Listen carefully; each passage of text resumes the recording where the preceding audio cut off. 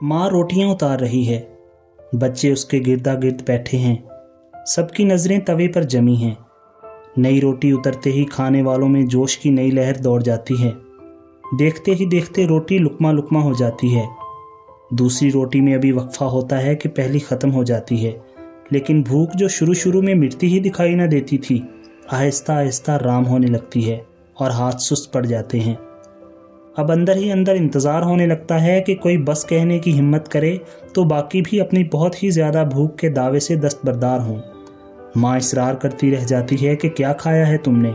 ज़रा ज़रा से तो फुलके थे, लेकिन एक एक करके छोटे बड़े सब मैदान छोड़ जाते हैं। मैदान तो छोड़ जाते हैं, लेकिन बावर्ची खाना अब भी नहीं छोड़ते। अभी उन्हें एक तमाशा देखना है, तवे का तमाशा। जब माँ सबके लिए रोटी पका चुकती है तो तवे को आग से उतार कर चूल्हे के सरहाने दीवार से लगाकर खड़ा कर देती है। तवे का मुंह दीवार की तरफ और कालक से अटी हुई उसकी पुश्त सामने की तरफ है। उस कालक पर रोशन रोशन जीती जीती चिंगारियों ने एक मेला सा लगा रखा है। कभी ये एक तरफ को चलना शुरू हो जाती हैं तो कभी दूसरी तरफ को, कभी ये फैलती चली जाती हैं तो कभी एक जगह सिमट जाती हैं।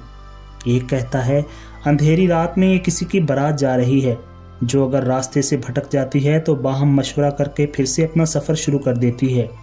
दूसरा कहता है ये तो आसमान पर कहकशां है। तीसरा कहता है ये सितारे हैं जो आपस में खेल रहे हैं। क्यों माँ, क्या खेल रहे हैं ये? आंख मचोली। अब एक नई बहस शुरू हो जाती है कि सितारे क्या खेल रहे हैं। हर कोई चाहता है कि सेहरा उसी के पसंदीदा खेल के सर रहे। आखिर माँ फैसला करती है कि ये कोई खेल वेल नहीं हो रहा, बल्कि तवा हंस रहा है। बच्चों में अभी मासूमियत बाकी है, वो सवाल पूछने से डरते नहीं। चुनाचे माँ को बताना पड़ता है कि तवा क्यों हंस रहा है। तवा इसलिए हंस रहा है कि वो खुश है। वो इसलिए खुश है कि उस पर रोटी पकती है। रोटी इसलिए पकती है कि माँओं के बच्चे खाएं और फूलें फलें। जब तवा ये देखता है कि उसकी मेहनत ठकाने लग रही है तो वो खुश होता है और हंसता है। तवा हंसे तो समझो दुनिया में खुशहाली है, अमन है, चैन है। लोग रात को भूखे नहीं सोते।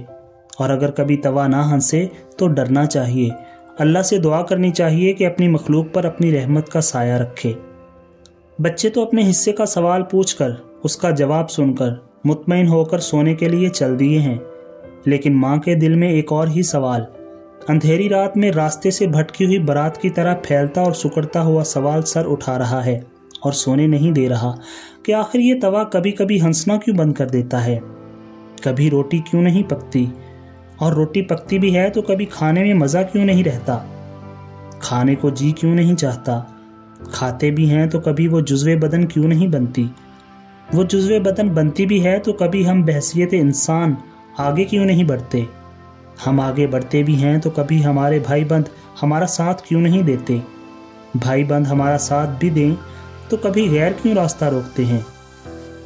ये सवाल इस एक माँ का ही सवाल नहीं, ये दुनिया भर की माँओं बल्कि हम सब इंसानों का मसला है।